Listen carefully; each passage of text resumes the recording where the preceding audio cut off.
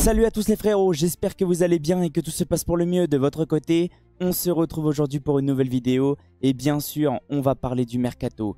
Je sais qu'il y en a beaucoup qui sont en train de se dire mais pourquoi MTO n'a pas sorti de vidéo pendant le week-end? Tout simplement parce que j'ai eu des raisons personnelles qui m'ont littéralement empêché de vous sortir des vidéos. Je tenais quand même à m'en excuser, mais bien sûr j'ai suivi entre guillemets un petit peu le mercato pendant le week-end et je me réjouis de vous parler de toutes ces pistes qui ont été annoncées pendant le week-end. Fabrizio Romano a envoyé plein de Here We Go, des pistes inattendues. On va bien sûr parler de Ekitike, de Marcus Rashford, un petit peu de Randal Kolo Muani. Sincèrement, exceptionnel, mais c'est comme ça le mercato, on s'y attendait. Mais par contre, alors là, je sais pas ce que vous ressentez, mais moi j'ai l'impression qu'on est sur un mercato all-time. Ça part dans tous les sens, toutes les équipes sont en train de recruter, et surtout Liverpool. Mais avant que la vidéo commence, merci à toutes les personnes qui vont prendre 5 minutes pour liker, commenter, partager. C'est grâce à vous que j'en suis là. On va commencer cette vidéo en parlant d'un joueur qui ne fait pas l'unanimité du côté du FC Barcelone. Et bien sûr, on va parler de Marcus Rashford. C'est totalement compréhensible. Moi, je suis tout à fait d'accord avec ceux qui sont hype et ceux qui ne sont pas hype. Mais j'aimerais quand même prendre sa défense. J'aimerais quand même lui trouver un petit peu d'excuses. Côté Manchester United, c'était un petit peu compliqué depuis quelques années.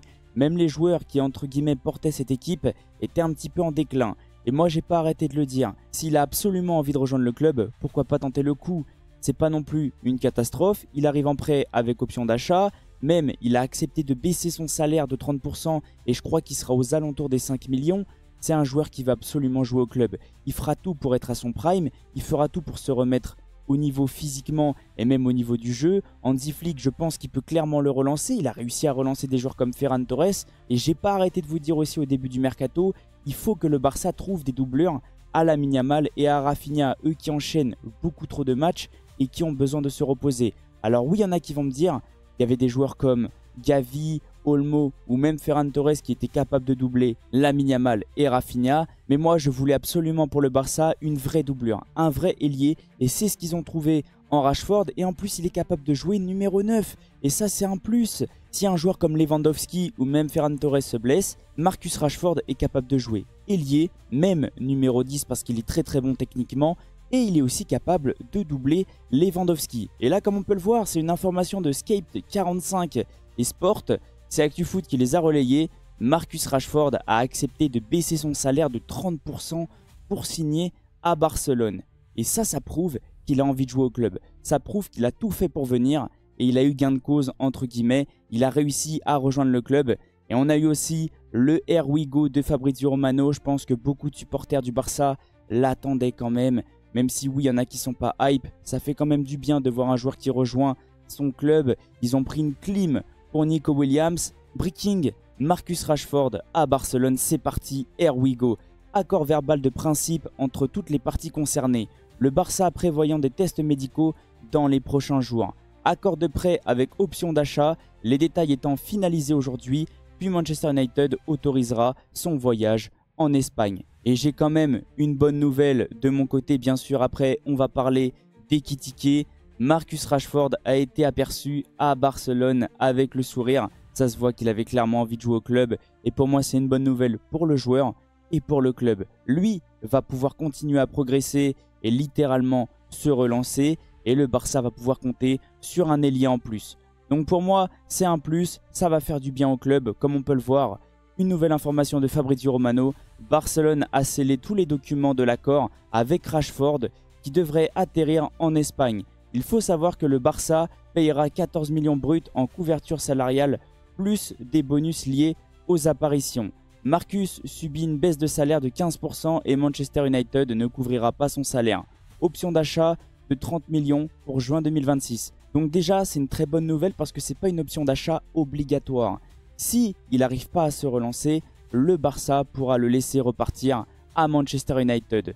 Maintenant, on va se concentrer sur une piste qui m'a littéralement surpris. Et là, je vais direct avec vous, je vais vous donner mon avis. Je trouve que c'est beaucoup. Alors oui, c'est un bon joueur, je le sous-estime absolument pas. Il va peut-être littéralement faire une saison stratosphérique à Liverpool, pourquoi pas. Mais moi, je me suis posé une question. Comment Ekitike a pu passer de 20 millions en valeur marchande à 90 millions? Qu'est-ce qu'il a fait pour y parvenir? Le souci avec Francfort, c'est qu'à chaque fois, les joueurs arrivent à performer là-bas en Allemagne, mais une fois qu'ils quittent l'Allemagne, c'est beaucoup plus compliqué. On l'a vu avec Kolo Muani, Ekitike c'était compliqué au Paris Saint-Germain, peut-être qu'il va y arriver. Bien sûr, je ferme pas les portes. Marmoush, je dirais que ça va. Je dirais que c'est entre guillemets celui qui arrive à jouer en première ligue, mais je trouve que ça fait cher. Pourquoi Liverpool s'est précipité sur Ekitike alors qu'il y a des joueurs comme Gyökeres ou même Isaac qui est peut-être en partance sur le marché? Je sais pas, ils ont peut-être confiance en Ekitike, ils se disent peut-être que c'est le joueur qui va clairement leur faire du bien. Nouvelle information de Fabrizio Romano, bien sûr c'est le Here We Go. Breaking Hugo Ekitike à Liverpool, c'est parti, Here We Go. Un accord est en place pour un montant supérieur à 90 millions. Ah ouais, c'est même au-dessus. Pour que l'attaquant français rejoigne, alors je pense que c'est Liverpool, c'est peut-être une faute de frappe de la traduction, désolé. Atteignant potentiellement 95 millions. C'est énormissime, on s'en rend absolument pas compte. C'est le même prix que Randal Kolo Muani. J'espère sincèrement qu'il va pas flop parce que ce soit pour lui ou même le club, ça va être très compliqué. Lui, il va avoir une énorme pression. Ça va être comme Randal Kolo Muani. Le prix de son transfert va se reposer sur ses épaules pendant toute la saison. Et en plus, il joue dans un gros club. Il n'y a que des stars dans cet effectif.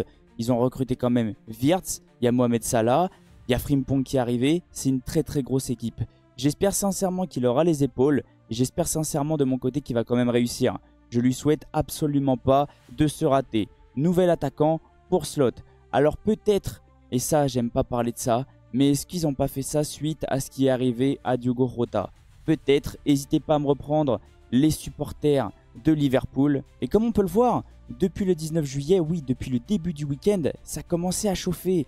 Ça en parlait énormément, que ce soit Fabrizio Romano ou même les autres gros journalistes. Mais moi, de mon côté, j'y croyais pas tant que ça. Parce qu'au début du week-end, ils annonçaient que Liverpool préparait une offre de 100 millions pour Hugo Ekitike et que son transfert n'était pas lié à celui de Luis Diaz.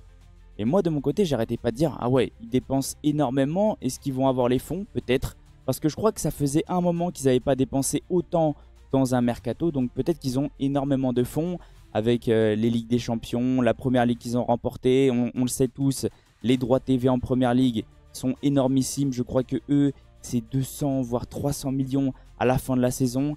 Alors qu'en Ligue 1, je crois que le PSG, ça a été 50 voire même plus bas. Je crois qu'ils sont au-dessus du vainqueur de la Ligue des Champions. Je crois que le Paris Saint-Germain a empoché 142 millions. Alors qu'en Première Ligue, j'ai cru voir des informations comme quoi Liverpool avait empoché 200 millions. C'est énormissime, mais c'est compréhensible. C'est le meilleur championnat au monde et il est énormément suivi. Maintenant, on va se concentrer sur une autre piste.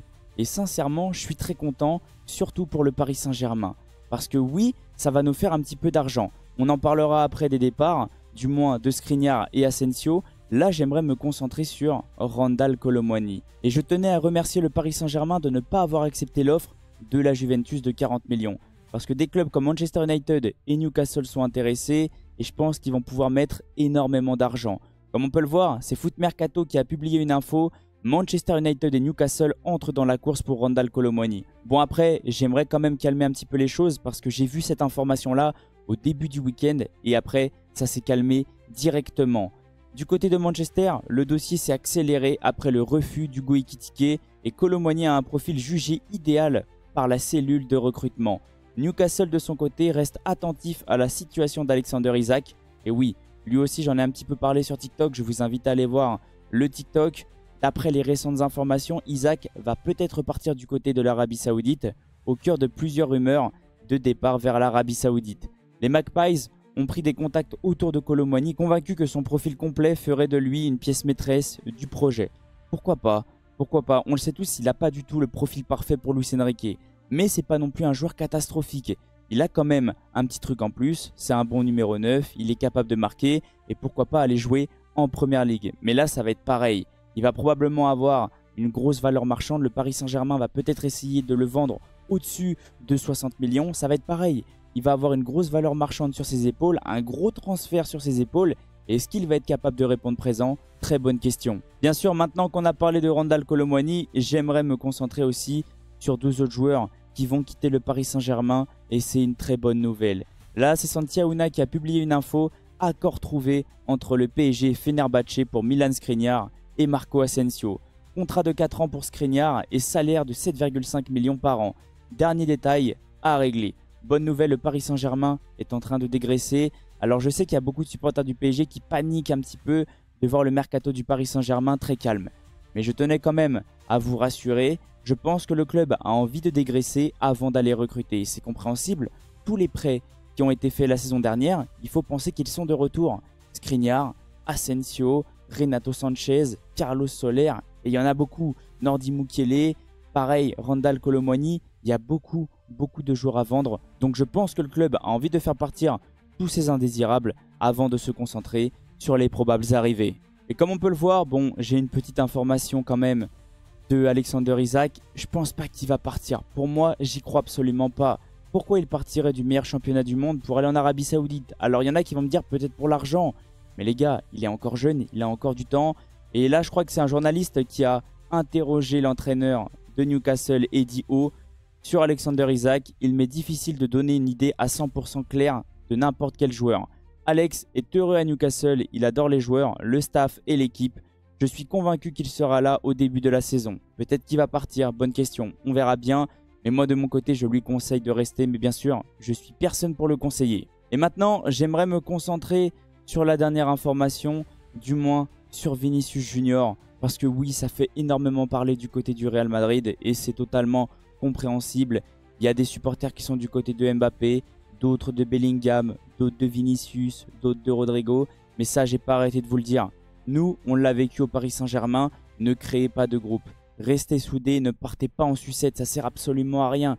Vinicius a quand même porté entre guillemets le Real Madrid plusieurs années. Il a ramené plusieurs Ligues des Champions au Real Madrid.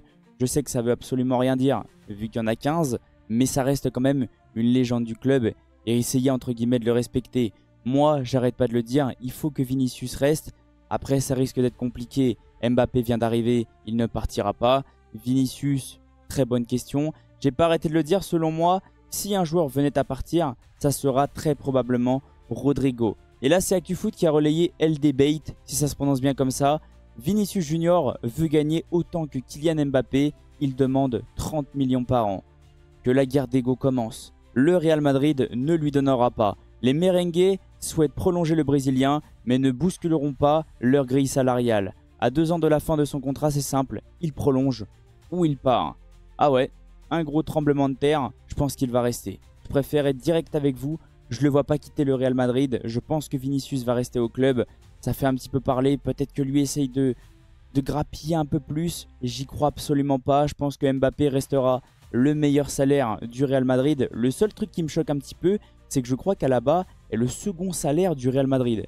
Alors oui, il est arrivé en tant que star quand même, ça restait quand même un très grand défenseur. Ça fait mal de dire ça, mais c'est comme ça le football. Quand tu enchaînes beaucoup trop de blessures, tu as du mal à revenir à ton meilleur niveau. En tout cas, n'hésitez pas à me dire qu'est-ce que vous avez ressenti de toutes les informations que je vous ai présentées. J'ai oublié une information. Bien sûr, je suis passé devant et je me suis dit mais pourquoi j'en ai pas parlé? On va parler aussi de Richard Rios.